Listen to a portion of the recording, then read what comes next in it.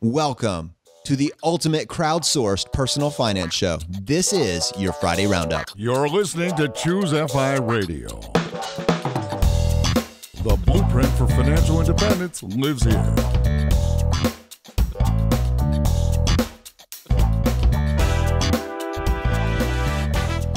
If you're looking to unlock the secrets to financial independence and early retirement, you're in the right place. Stay tuned and join a community of like-minded people who are getting off the hamster wheel and taking control of their lives in the pursuit of financial independence. Choose FI, your home for financial independence online.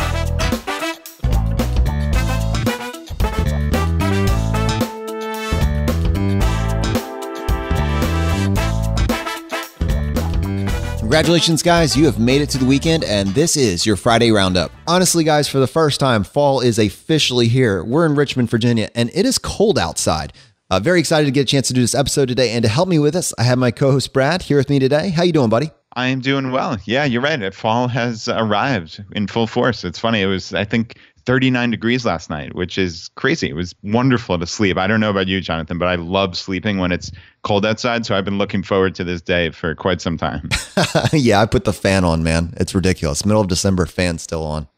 And I am wearing my Birkenstocks with socks, which basically just indicates that I've given up on life, but I am very comfortable at the moment. I have a mental picture of that now. I like it. It's equally awkward in person. Hashtag working from home. Hashtag Snuggie. And we just lost the whole audience. Objectively, it's pretty bad, but I'm doing it. As long as you're comfortable with it. I am at that. So I do have a frugal win of the week, Brad. Oh, do tell. All right. So unfortunately, my oven did just crap out on me. Totally gave up the ghost. It was an old one. It was one of those where my mom, every single time she came over to our house, would kind of like cringe and wish, oh, can they not afford a new stove? But I had just been trying to hold out. And it did finally give up the ghost. So we're going to get a new one. But I'm like you. It's this whole value thing. I just can't bring myself to pay retail. I need to get a good deal. Just so like the extension of Camel, which we've talked about purchasing stuff on Amazon and getting the best price. I kind of want to do the same thing with these larger appliances. I don't consider myself a particularly good negotiator. I just want to set myself up to be able to purchase an item dramatically below retail, but without having to use any sort of brute force negotiation tactics. So I went to check out that Sears outlet store, which is here in Richmond. And I know this is something that a lot of people have access to. You can just go to Sears outlet and you can type in your zip code and you can find if there's one near you. But it's kind of like a scratch and dent store where you have the floor models that may have some sort of defect with them, or maybe they were a return that somebody installed and decided they didn't like. They work, but there's going to be some defect with it and they won't come with the nice packaging. They may not have an instruction manual, that sort of thing. Brad, I got this ridiculously nice oven. I think it probably retails for close to $2,000 for 70% off. Wow, that's pretty good. I landed it. It's a convection oven. I landed it for just under $600. So are there like bells and whistles that you're going to use on this? $600 to me sounds about what we spent on our oven, our standard oven. I think it was probably like closer to $500. Like, tell me about what's the difference between a $500 oven and a $2,000 oven. I had a feeling I'd probably have to justify this. This probably comes into that whole utility aspect, but it is a convection oven. I don't really understand how all the features work on the oven, but it's got a touch display on the front. It's a Kenmore Elite. Apparently, the sticker price on this thing was $2,400, close to $2,400. And yeah, I got it for right around $600.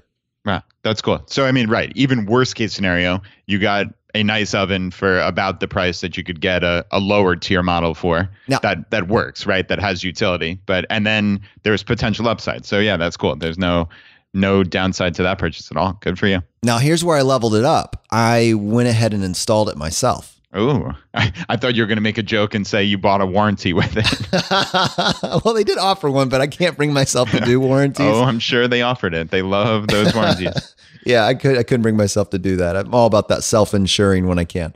But no, I installed it myself. So the price to have your old one removed and installed was going to be somewhere between $200 and $400. So I was like, I really think I can do this myself. Now I know nothing about electricity. So this is kind of like my disclaimer. I'm not necessarily recommending that you do this. And in fact, when I got online to go look up how to do it, Bob Villa said you should hire an electrician. But when I dug through and found the YouTube videos, I ended up, first of all, making sure that I could tell how the power is on and off and testing live currents and all this stuff. And once I was completely sure that this wasn't going to be a story about how I electrocuted myself and ended up in the emergency room, I felt more comfortable learning how to do the wiring, and I got it all figured out. And I want to give a shout out to two people. One is Captain DIY, who writes over at DIY-defy.blog. He's going to be coming on the show as our in-house expert for everything DIY. But also to Sam, who, if you remember from episode 41, we featured in the high cost of living path defy. And he's this radical insourcer and also the originator of the line, the alley will provide. So these two together really inspired me to try and go out of my comfort zone and tackle something like this. And I knew that I could just pay to have it installed. I could afford to have it installed, but then I wasn't going to get the chance to experience something new and get that kind of sense of accomplishment that comes from learning a new skill and then practically applying it. So I spent a fair amount of time making sure that I didn't electrocute myself, and then a little bit more time actually installing the thing. And then today I got to benefit from the effort, I guess you could say. Good for you. That's cool. Yeah, we actually have a insourcing frugal win of the week as well. Thanks to my lovely wife, Laura. She actually stained our deck on the house. We are just very lazy. I don't know. We're very content is probably like the more appropriate way to look at it, but maybe some people would call it lazy with the house. Like we just don't feel the need to like upgrade things, or we don't let anything fall into disrepair certainly, but like we're not going to go out and paint a room just for the fun of it or stain the deck until it gets pretty bad. But we both looked at it and we're like, yeah, this thing looks pretty terrible. And Laura just took the initiative one morning.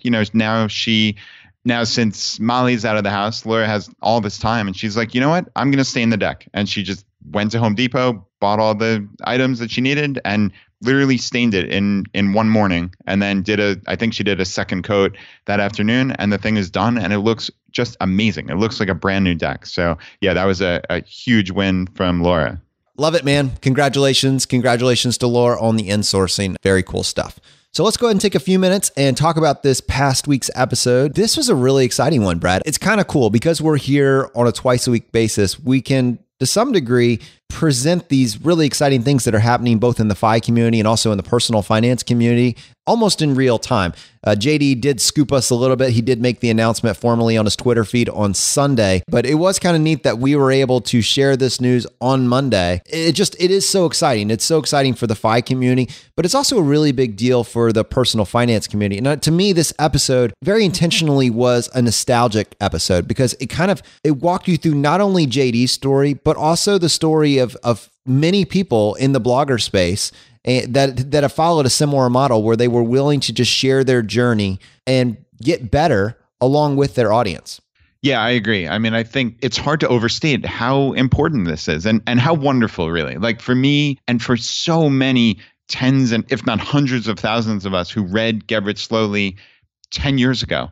Like how amazing this is that JD is back at the helm. And, frankly, like the people who bought the site, it just kind of fell into disrepair, or it just wasn't as interesting. JD wasn't there. His voice wasn't there leading that blog. Frankly, like I haven't visited Get Rich Slowly in probably 5+ years at this point, because there really hasn't been a reason to. But now there truly is a reason. And JD is back as of today. He is there. You can see his words on the blog and he's taking over. He said he's going to redesign the site, which hasn't been done, I think, since the very beginning, essentially. So yeah, it's really, really cool. And I'm just very happy for JD. Obviously, Jonathan, as you kind of alluded to in the podcast, JD, you can just hear it in his voice how much he loves Get Rich Slowly and how much it means to him. And like he almost set up these limiting beliefs around Money Boss, which I really thought was kind of silly. Like he said he boxed himself into a corner, going for maybe a slightly different type of person than he was originally trying to speak to at Get Rich Slowly. And like, to me, it just seemed like this arbitrary construct that he had set up. And like, I didn't really understand it, but I think like maybe deep down, it was always just Get Rich Slowly is his baby. And like, he almost didn't want to infringe on that territory in some capacity. And like, the cool thing is he doesn't have to worry about that anymore. He's back with Get Rich Slowly. And I can't wait to see like his creative forces unleashed on it. I want to talk about this because this episode, I mean, really, when you look at it, there were so many actionable takeaways, but a lot of them weren't related to personal finance. I think this one, in many ways, appealed to the blogger community. It appealed to the people that have been in the personal finance community for a long time. But one of the things that was so appealing directly about this episode is how your unique story can change the world. What's so powerful about JD is just that there is nothing particularly special about JD. Just objectively, when you look at it, you have this normal guy from a middle-class family, wasn't handed a silver spoon, wasn't a state champion in football, isn't going to have an Instagram feed that's going to blow anybody's mind. Like, this is just a regular dude. This is me. But JD started this close to 20 years ago, and he latched onto a concept that says, you know what? My life is a story. And I want to take the time to turn that story and commit that to paper and then share that with other people that might be interested. And what he found is by being vulnerable, by taking his ideas, committing them to paper, sharing them on the internet, he was able to find a community of like-minded people that wanted to grow right alongside him. And that journey progressed from, frankly, what started out as just a word journal talking about cats and comic books into this natural progression and getting better at every single aspect of your life, this life optimization strategy. And it became a gateway to personal finance for an entire generation of people, many of whom ended up becoming bloggers in their own right to discover this world of personal finance. And in many ways, Brad, he changed a generation. Yeah, that's a really great point. I wonder how many blogs were spawned from readers of Get Rich Slowly. It's got to be, I mean, I would think thousands. And I mean, that's a remarkable impact, because if you think about then like the second level effects of that is all these other people who have to count in the millions who have read all these other thousands of blogs. I mean, it's crazy the impact that this one person had. Like I mentioned in passing on the podcast, like JD had a direct and significant effect on my life.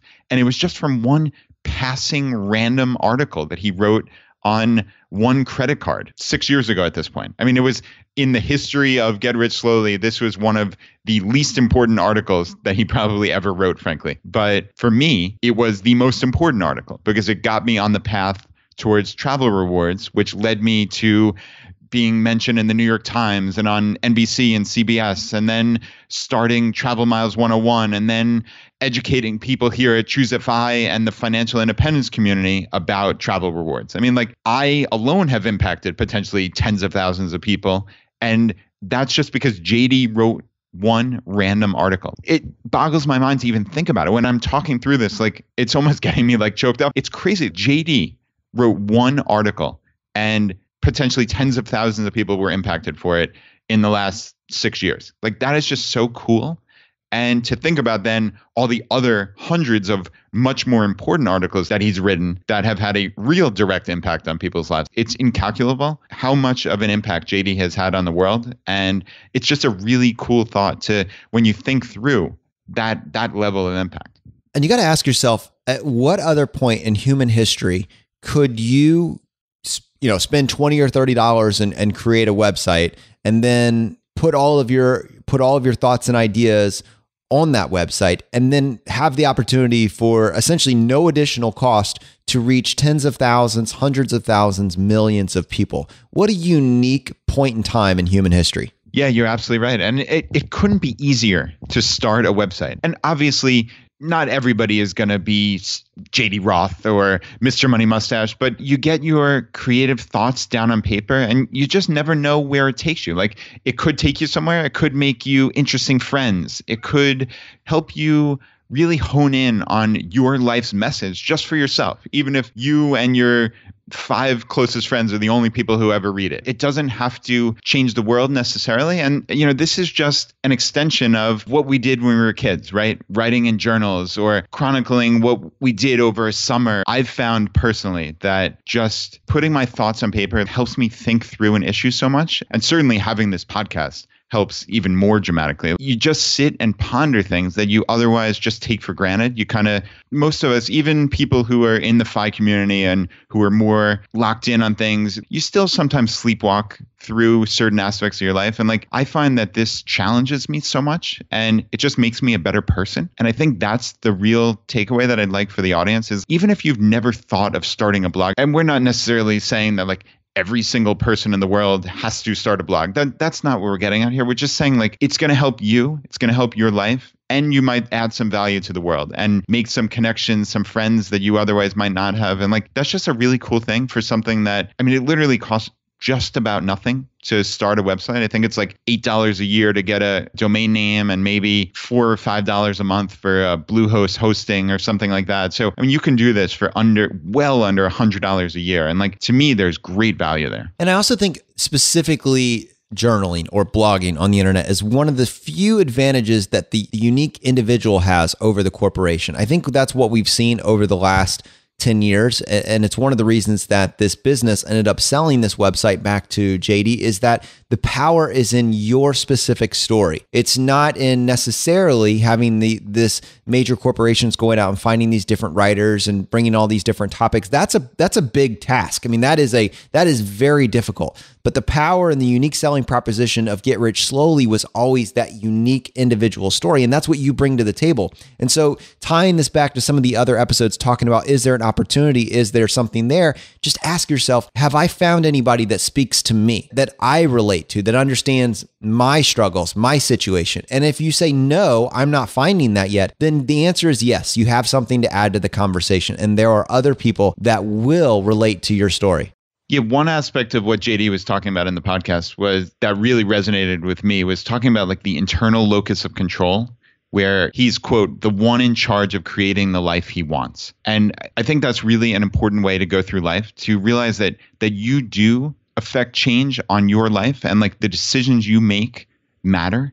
Because so many people just think about like all these outside forces. They don't think about it probably as overtly as that, like in this malevolent way, but they do think, oh, my genetics are leading me to be this, or oh, I can never get ahead because I have to pay too many taxes, or my boss doesn't like me, so I'm never going to get a promotion. Those are all just like such limiting beliefs. And you really have to take control of your life at some point and just say like, I'm the one in charge. And if this situation isn't good, I can fix it. If I know in my family, there are some issues with people being overweight, having diabetes, and there's some history of cancer. And like, it's easy to just sit back and say like, oh, poor me, like my genetics are bad. Well, I reject that completely. I've decided to take control. And what that means for me is eating in a more healthy manner, not having carbs and sugar all the time, because diabetes does run in my family very directly, and not just sitting around all day. Like I'm working on stretching and mobility and now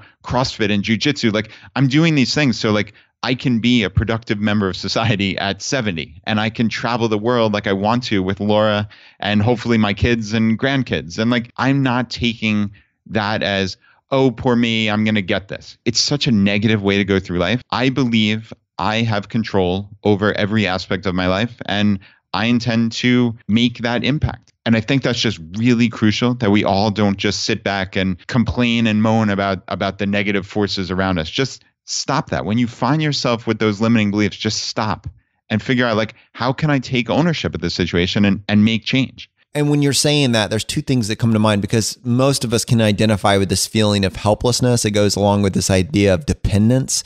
And in my mind, what I'm struggling with is trying to figure out, is there a way that I could have identified the things that I actually have control over at a younger age? What actions could I have taken at the age of 10, 11, 12, 16 that would have allowed me to adopt more of an ownership mindset younger in life? Because the choices you make when you do latch on to that set of behavioral principles, it's so powerful, and just like we talk about your investing timeline, and the longer you have, the better. How much more so is that with your behavioral choices? And when you're operating from this place of ownership, I know what I can control and I won't sweat the difference. Once you can latch onto that, then very quickly you can start talking about, what is the one thing I can do today? Imagine the power of being able to have that sort of ownership of your life in your teens. I didn't. Yeah, I didn't as well, because you're just not thinking about it, right? You're going to school every day. You're just kind of going through the motions. And at that point, your life is what other people make of it. I have to be at school from 7:50 to 3:12 every day, or whatever it may be. And the soccer coach makes me do X, Y, and Z. And like, that's kind of how I looked at it, instead of taking control. what do I want out of my life? What do I need to do to be the best at X? I've never really pushed myself for anything like that. And that kind of ties into something JD also said, which I thought was really impactful, which was, quote, "You've got to do the work. There's no shortcut." And Jonathan, I'd love to hear your thoughts on that. Yeah, this one always kind of rubs my hackles the wrong way a little bit, because I agree with the underlying principle behind that. You do have to put in the work, but I think it's kind of naive to say that it's just doing the work. There's plenty of examples in life where just doing the work isn't enough. You need to have a strategy. And I think what both of us were getting at with that question and what we continue to push for is looking for the strategy, looking for that 80-20 principle. Yes, you have to do the work, but you need to focus the work that you're willing to put in, so that you don't put it into things that don't give you a return. That's the key. It's not this idea of, being lazy and getting everything you want. No, it's the idea of, I can only put in so many hours a day into anything that I want to do in this world. How can I make sure that the time that I am willing to put in, the work that I am putting in, how do I get the most return for that? And I think that's the focus where we land. And that's the pushback that I would have on that statement. Yeah, that's interesting, because I never looked at it that way, that he was kind of implying just do work and not have strategy. For me, I guess strategy is so embedded in every aspect of how I look at life, almost like a cost benefit analysis of everything, that it never crossed my mind that he wasn't implying there was strategy behind it. I don't think you want to just do work for the sake of doing work and not having any plan behind it. So I totally agree with you, Jonathan. There needs to be some larger thought behind what you're doing, what the end goal looks like, and what are those steps. Jonathan, you just said something like, what's the most important thing I could do today? I know I got that from the book, The One Thing by Gary Keller. And it really changed the way I looked at my life, and not just going through the motions and answering all the emails to get to inbox 0 or something like that, but trying to really focus on what matters, what will move the needle in whatever aspect of my life, the podcast, my websites, my relationship with my wife and my kids. I mean, just anything, what would actually make a difference, and what could I do that would get me there? So I think that level of strategy is important. So I guess my overarching takeaway on that is I agree with JD's thought process on this. Yes, you need to do the work. I don't think it's enough to just do the work. I think you need to understand what lane is the best place to put that work. And I see this massive buildup of people that put in time, but just didn't have any focus. They put in time, but they didn't get results. Because there are those people out there, and they're frustrated, right? They're frustrated and they're bitter on the process. And in my mind, there are people that are lazy that don't get results. There are also people that do put work in, but don't focus that work. And they're doing all the things that maybe they arbitrarily heard of, but there's no direct path. You see the same thing in the fitness world. And this is probably the easiest comparison to make. I see people that are going through ridiculous contortions to try to get their weight under control, but because they're missing these one or two key points, they make no progress and they end up falling off the wagon. I see people that are putting the work in on the treadmill, but then they're just blowing it with the diet. They're crushing it Monday through Thursday, but then they're drinking on Friday and they're undoing all of their work and they're letting it snowball. After putting 3 or 4 weeks worth of work into a diet, they're just undoing all of that hard work within 1 or 2 days. So there's plenty of examples of people that put work in, but because there's no overarching framework, because they don't understand the one thing that they need to do each day in order to finally hit their goal, you don't see the potentially well-deserved results of that hard work. It's not just enough to do the hard work. You need to know how to stay inside the funnel that will produce the results that you're looking for. I think part of this strategy also, and part of the cost benefit analysis is looking at what isn't worth your time. Also, what's not worth this hard work and effort to figure out. And I know, for instance, we had a very long and incredibly intelligent conversation in our Facebook group this week about different investment strategies and VTSAX versus some people thinking that's naive and just silly to only focus on this one fund. And, I get both perspectives. I really do. And I think on some level, it might be a disservice to the audience that we're constantly talking about this one fund, because there clearly are other investment strategies. There is real estate. There are people who invest in bonds. There are people who invest in different types of mutual funds and individual stocks. And people spend a lot of time researching that. And I think very clearly there are many ways to succeed in investing. And we do talk about VTSAX because I think there's elegance in that. And I think where I've arrived is that I could spend thousands of hours trying to understand the markets and understand the precise technical details of investing. And I still don't know that I'd come away with a better answer than low cost index fund investing. And for me, it's just a simple cost benefit analysis of I've looked at some of the writings and research of people that I trust and respect, and they've come away saying there's a very high likelihood, almost looking at it as like a bet, right? A bet in life of what's worth my time and energy. They've come away saying like there's a very high probability that you're going to do as well or better in a low cost index fund than in any type of active investing. And for me, I'm looking at that again as just like a bet that I don't want to spend thousands of hours like many of these MBAs and investing firms and come away with an answer that I could have just had with elegance and simplicity, like low cost index fund investing. So I think there are so many hundreds of thousands or millions of people who believe they know better. And I've yet to find any of those people other than maybe Warren Buffett and a handful of other people in the world. So like just from a pure cost benefit analysis and like a anti-doing the work, I don't believe that there's a high probability of if I put in that work, I'm going to have a better answer.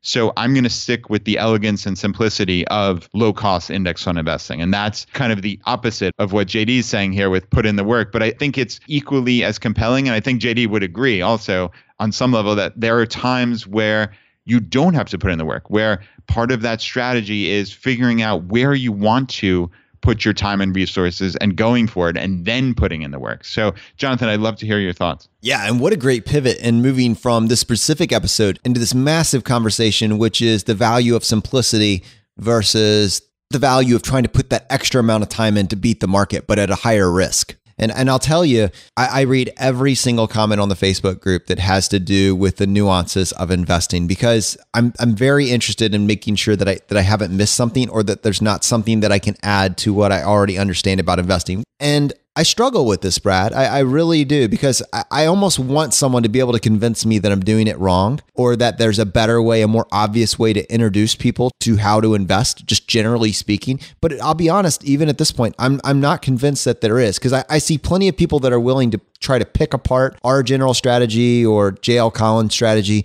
but I haven't heard anybody get anything that's even close to a one-size-fits-all strategy as a place to start. I feel very confident that if you just embrace broad-based index fund investing, that is the best tool that the average middle-class investor has to achieve true wealth over a long period of time. And I see plenty of arguments made about how you can make it more sophisticated, potentially how you can lower your risk, maybe by diversifying into other asset classes, weighting your allocation more towards small cap or global or international funds. But I have yet to see someone make it easier to understand for the average investor and make it something that somebody else could replicate and adopt. I think that we talked about it with this episode with JD.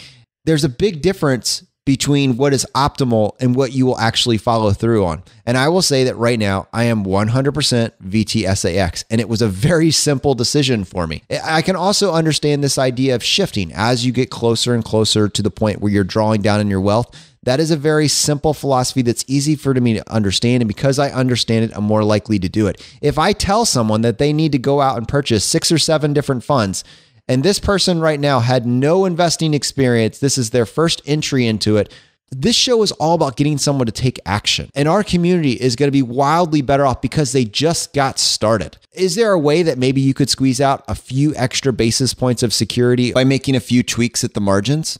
Possibly. But is there a larger percentage chance that maybe someone doesn't make any decision because they just think, it's too complicated. I'm not going to take action on this. Yeah, maybe in theory, one of these days, I'll get around to making some changes in my allocation. I don't think you can spend too much time highlighting the value of the simple path to wealth.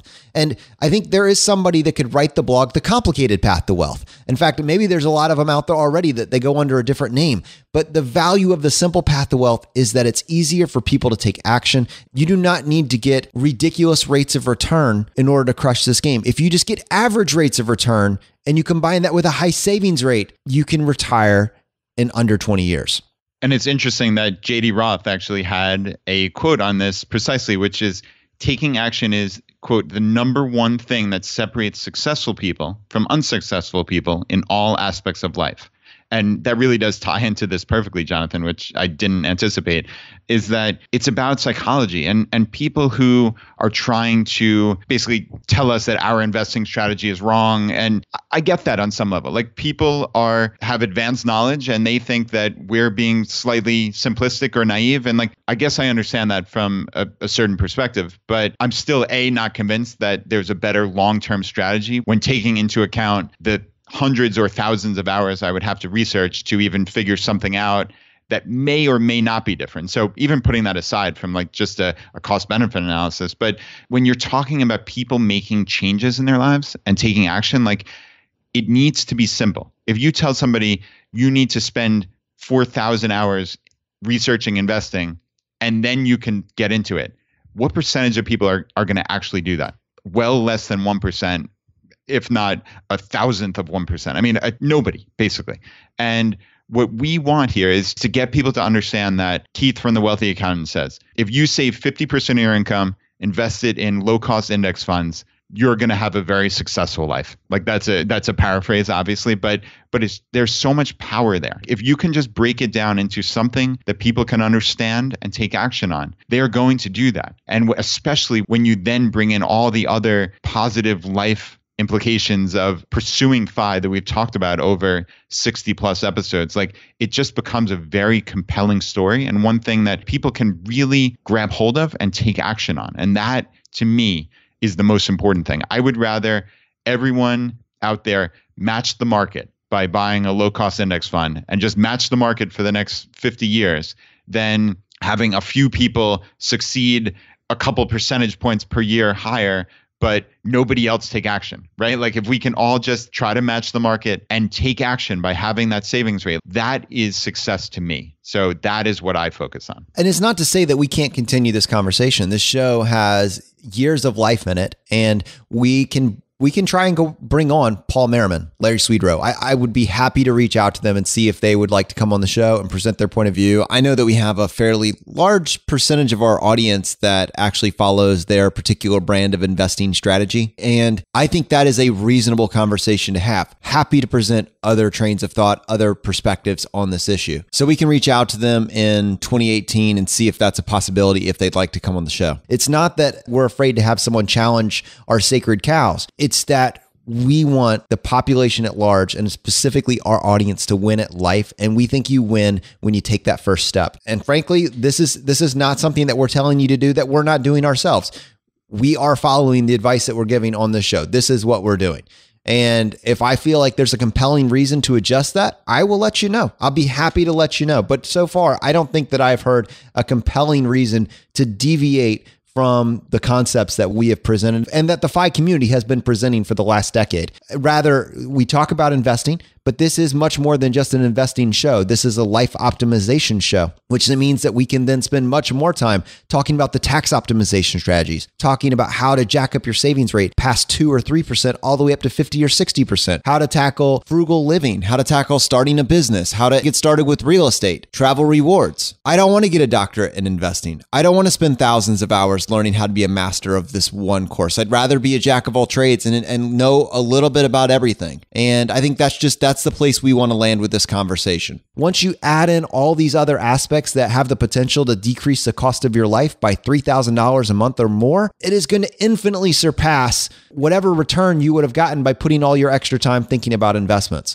And so I think that's just kind of where Brad and I have landed from almost a more holistic model. Yeah, and it's important also to say we love this conversation. As Jonathan mentioned, he and I both look at every single post in the Facebook group, and it's fantastic to have so many intelligent people there with different perspectives, and it's so cordial. That's what's so great about it. Like on the internet, there's so many places where things just spiral out of control and people start hating each other. And I have not seen one instance of that when we're talking about investing. I mean, people have different points of view, and that is wonderful. And we really greatly appreciate it. And as always, for anyone in the audience, you can join our Facebook group by navigating over to choosefi.com/Facebook. and we'll send you a link for the private group. And yeah, I mean, it's a really vibrant community, and it is the lifeblood of the show at this point. So definitely join as soon as you can. One cool thing that we might be able to do in the future is actually get a roundtable with a few of these thought leaders that maybe have slightly conflicting viewpoints on the approach, and maybe also bring in one or two of our community members that have some questions and ideas as well. So if you're in that group and you've been a part of that conversation, certainly that is on the table. This is not to shut down the conversation, but to extend it. And certainly, as Brad was indicating, our thought process is not to shut down conflicting points of view. We want to encourage that conversation, but it is important to publicly state where we're coming from, where we are right now. And hopefully that opens up the floor for where we go in the future. So this is really cool. So obviously, Brad and I spent a ton of time talking about what an impact JD has had on our lives directly. We're very excited to announce that him and Steven, the organizer of Camp FI, have been in contact, and JD is going to be coming to Camp FI Mid-Atlantic.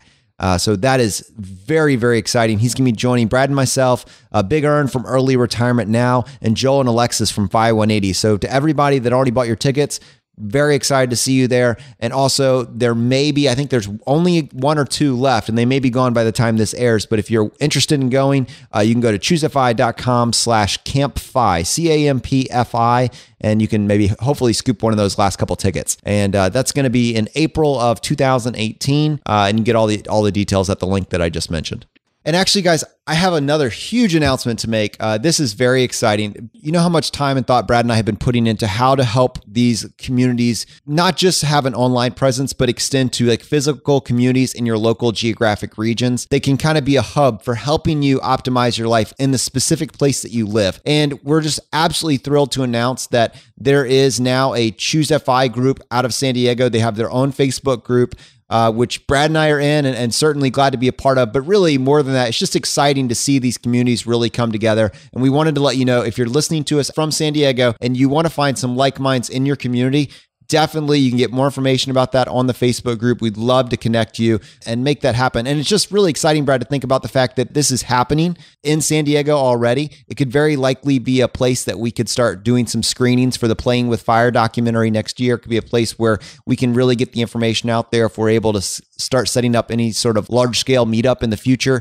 But just the fact that people are taking initiative and taking action and really developing a community that shares this intention of reclaiming their life in this abbreviated timeline of 10 to 15 years, I think it can't be overstated how valuable that is. Yeah, I totally agree. And yeah, it was wonderful, like you said, to see the initiative of our San Diego group just have this thing pop up. And I think they had something like 20 plus people, which was remarkable. And they're already scheduling the next meetup. So, I mean, this seems like a real community already. And that's just wonderful. I know another one popped up in Los Angeles. They already had their first meetup.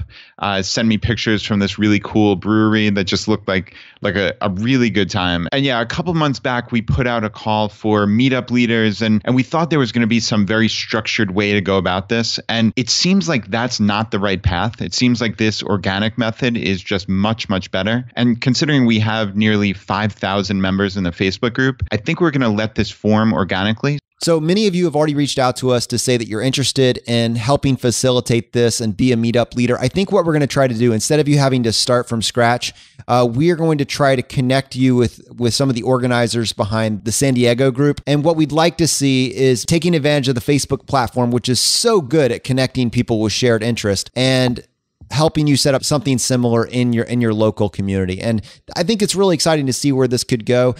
Ideally, we'd like to keep all of these groups attached to the larger Choose FI Facebook group, and these would be more a way for you to leverage the specific resources and talents of your community. But I think there is a symbiotic relationship here that can happen. And so hopefully we can just continue to find a way to connect people with the Choose FI community in their local geographic region. And it's just the fact that this is happening organically is just absolutely incredible. All right, so we have a really exciting voicemail that we're going to play for you, and this is from Curtis. Howdy, Choose FI listeners. This is Curtis calling in from San Antonio, Texas, where the weather is warm and the tacos are delicious.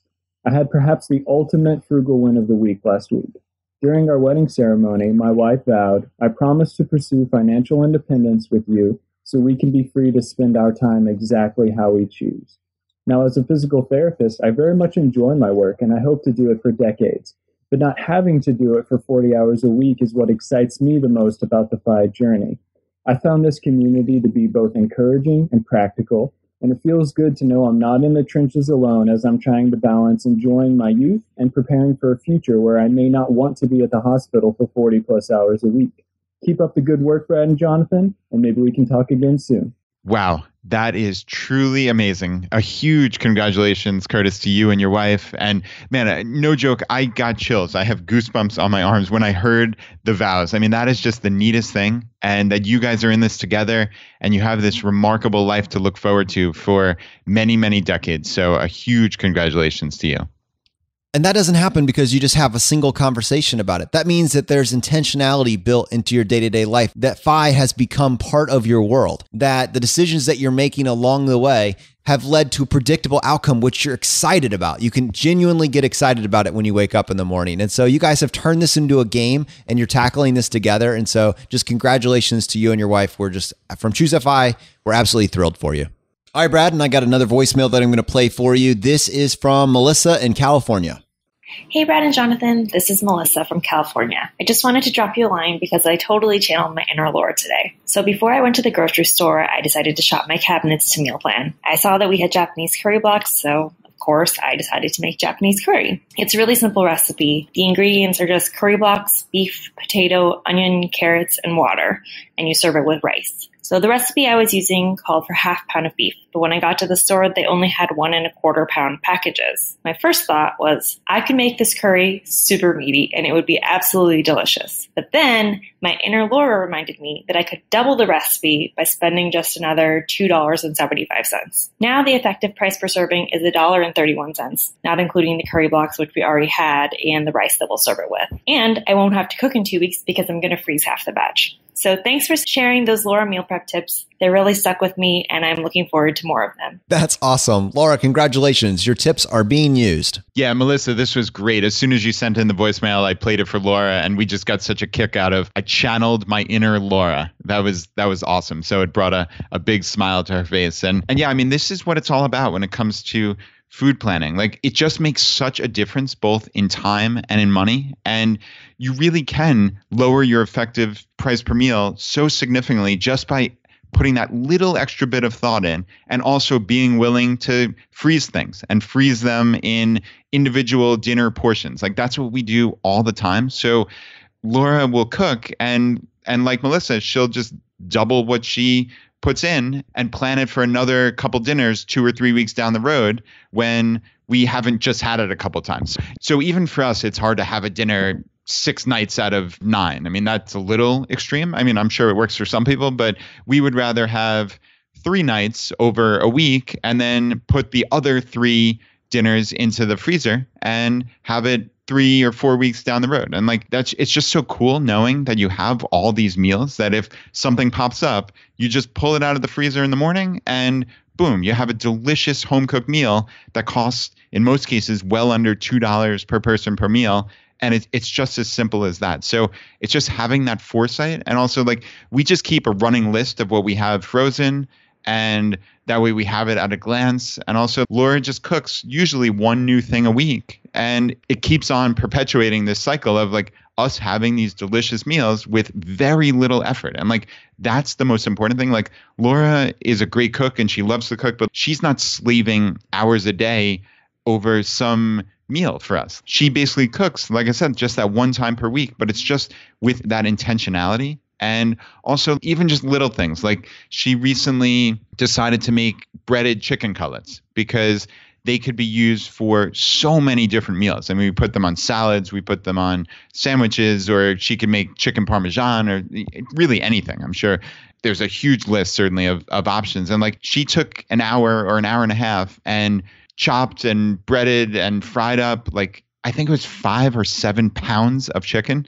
Jonathan. It was crazy. And like, she just put them into individual servings and boom, we have probably, I don't know if it was 1/4 pound a serving even, which is a lot. You have 20 different individual servings from 5 pounds and just an hour of work. So like, it's just so smart, like how she approaches it. And I'm just constantly impressed, just even with my own wife, at like just how intelligent she is with this. And I definitely advise everyone out there, just put some thought into your food prep and it will make such a difference both in time and money. Yeah, it really is incredible. And we're so grateful for Laura to take the time to actually put those top 50 recipes that she's starting to work on, actually putting them in the Choose FI vault, which, Brad, over 3,000 people have access now. So those are spreading across the internet. But for those of you that don't know this, we do have we're calling it a Choose FI vault, but just think of it like a digital locker that we can update, and you can always have the most up-to-date resources.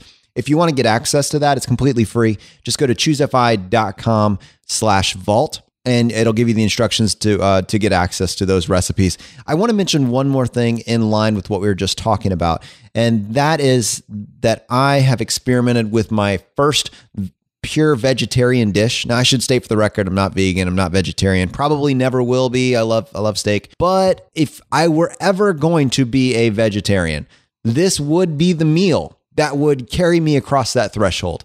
And it was featured on Budget Bites by Beth, who writes over there at Budget Bites. Really wonderful website, probably one of my top 50 websites of all time. And she actually lists the price per serving at the top of that website under each recipe. And this is called Slow Cooker Coconut Curry Lentils. You can just Google that along with Budget Bites and it'll come up. But it's 99 cents a serving.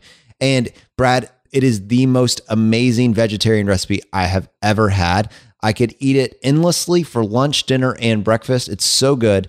And we'll put a link to that in the show notes for those of you to go check that out as well. Nice. Yeah, I can't wait to try that out. That sounds really, really cool. And Jonathan, I didn't mention this to you before, but you actually spurred me on with your multi-day fast. I haven't gone that far quite yet, but I'm actually experimenting with intermittent fasting again, and I'm actually on hour 16 of a fast right now. So I intend to have lunch here at noon at the end of about an 18-hour fast, and I'm feeling great. I had a cup of tea with no sugar or milk this morning and just a glass of water, and basically that's all I've drank or eaten since last night at dinner time. So yeah, it's going great so far. And this is something I plan to experiment with certainly over the course of the next weeks and months. That's really cool, man. Thanks for sharing. Yeah, I remember in the Tools of Titans book, Tim Ferriss mentioned that a large percentage of the high performers that he documented in that book, they skip breakfast and do that intermittent fasting where they basically have their first meal around 11 or 12. So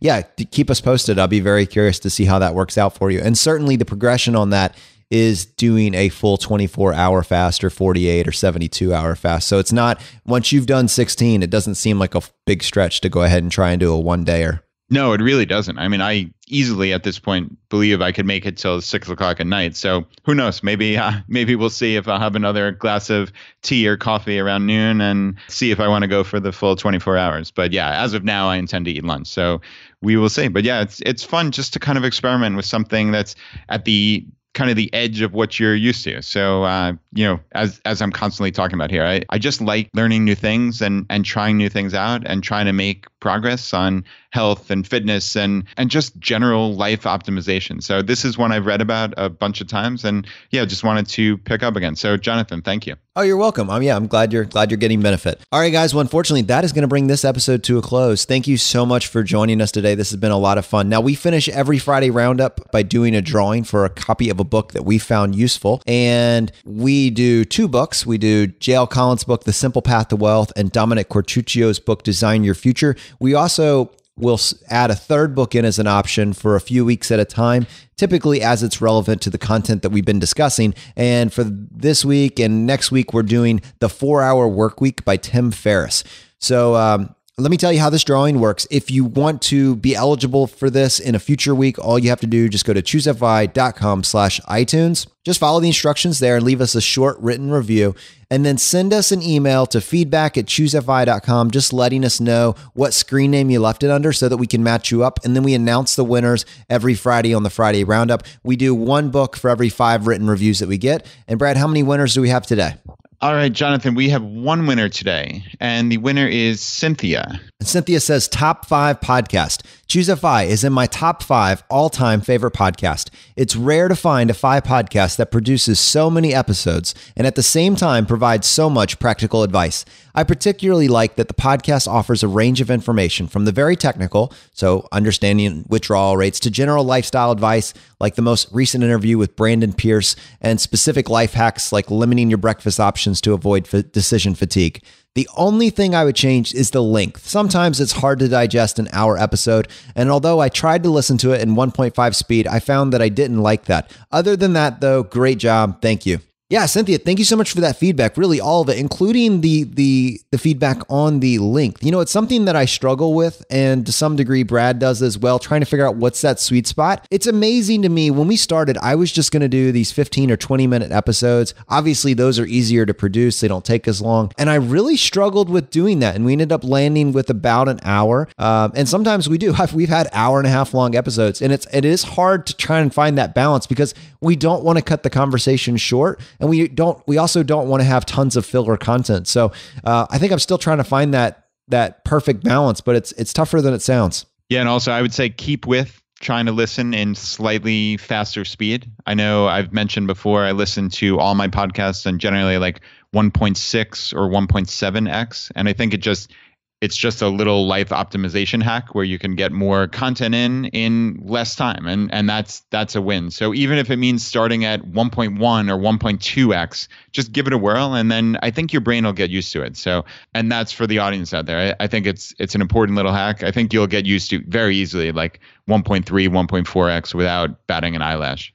I was actually thinking do it the other way, Brad. Go find some random podcast, listen to it at 2.0, and then come back and listen to ours at 1.5, and it'll sound totally normal. Oh, that's cool. I like that strategy. Yeah, that could work. Guys, if you want to do one thing to help us out today, just take a second and press the subscribe button on the platform that you're listening to this on. We are on iTunes, Stitcher, Dogcatcher, Podcaster, Player FM. Just press the subscribe button. It really does help us out. And thank you so much for joining us. The fire is spreading. We'll see you next time as we continue to go down the road less traveled. You've been listening to Choose FI Radio Podcast, where we help middle-class America build wealth, one life hack at a time.